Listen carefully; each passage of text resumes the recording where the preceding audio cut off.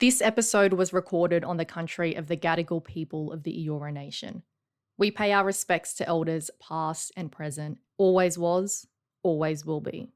This episode discusses particular issues involving sexual assault.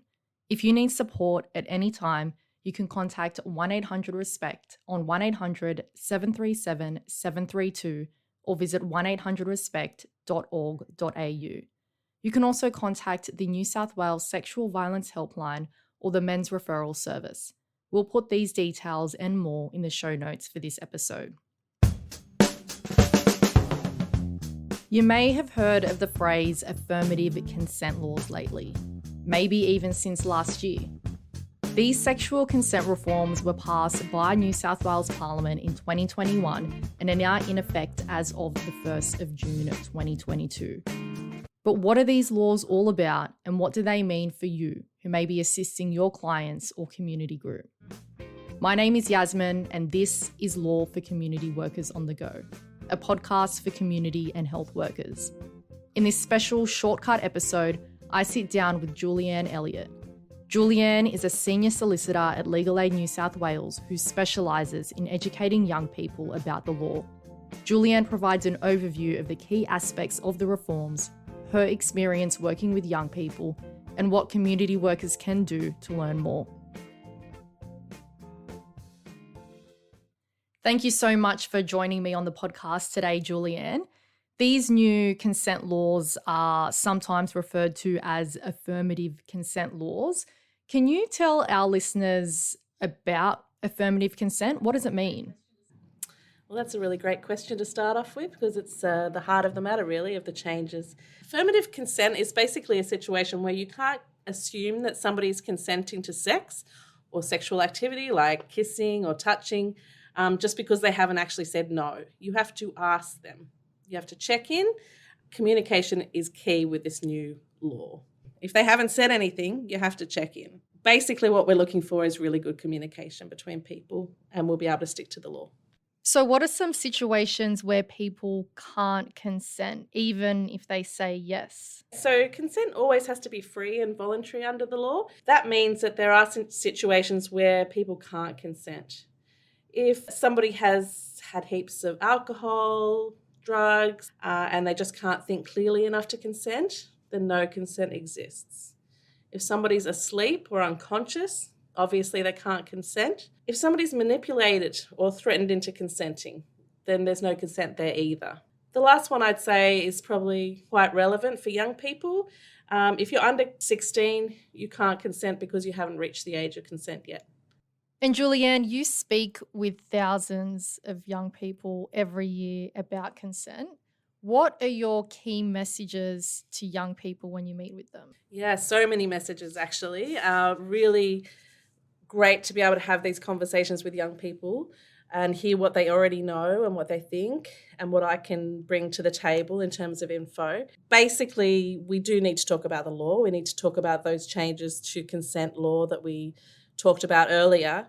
It is also important then to talk about what some of the offences are that come out of a lack of consent. For example, sexual assault, sexual touching, or sexual acts. But beyond that, I also think it's really important to think about the idea of ethical consent. And by that I mean a situation where we're not just trying to do the right thing when we want to have sex with someone just because we want to avoid getting charged, but also because we want to be having really positive interactions with our partners where we show them respect, where we communicate really well, where we care about how they're doing. And the last thing I'd say that we talk about a lot is just some referral options for where they can get help. If the workshop has brought some stuff up for them that's quite hard for them, or if they just want to find out more information about the topic. Fantastic. I love that part about the ethical considerations because a lot of people, when they hear, there's new consent laws, it's all about, what am I going to get in trouble for? Who's going to jail for what? But really, it isn't about that. It's about how can we have better, positive experiences with people in our lives. And that's why your work is super, super important.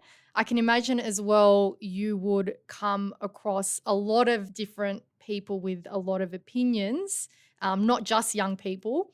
What are some common myths that you have heard about affirmative consent?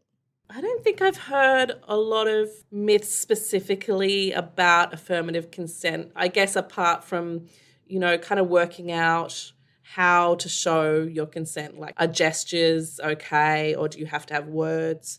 The law does say you can show consent by words or actions, but oftentimes I do suggest that, when we're getting to know people and when we're just starting out, then words are always the clearest thing to have. There are some myths out there for sure, though, generally about this area.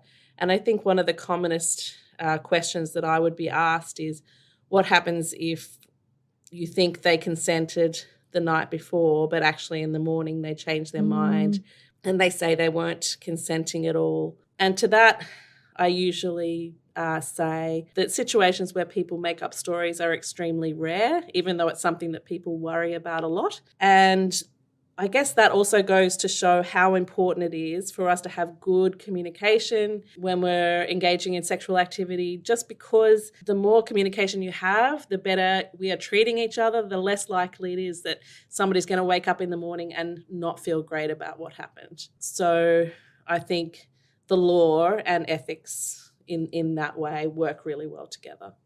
And a good note to end on, communication is key. That's the real big take out of this, I think. Definitely. And this podcast is for community workers. How can community workers learn more about these reforms? Yeah, so there's a lot of ways that you can learn more about the reforms. We're going to have a webinar looking into these changes in more depth on June the 20th at 11 to 12 p.m.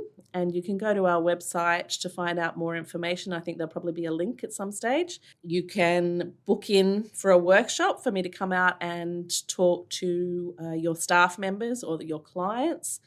Those workshops are free. We're also going to have a fact sheet up on our website soon covering all of the stuff that we've talked about today and a little bit more. Brilliant. A nice little package there, and we'll put all the links to the webinar and all the other great stuff in the show notes for this little episode. Thank you so much for jumping on the podcast and chatting to our listeners today, Julianne. It is my absolute pleasure. Thank you for having me. That's all for this shortcut episode today. Thank you again to Julianne Elliott for taking the time to sit down and chat with me about the new laws. Remember, if you have been impacted by any of the content in this episode, you are not alone. To speak with someone who is trained to help, call 1-800-RESPECT on 1-800-737-732 or visit 1800respect.org.au. If there's a legal topic, issue, or question that you want answered, you can ask anonymously via the form in the show notes.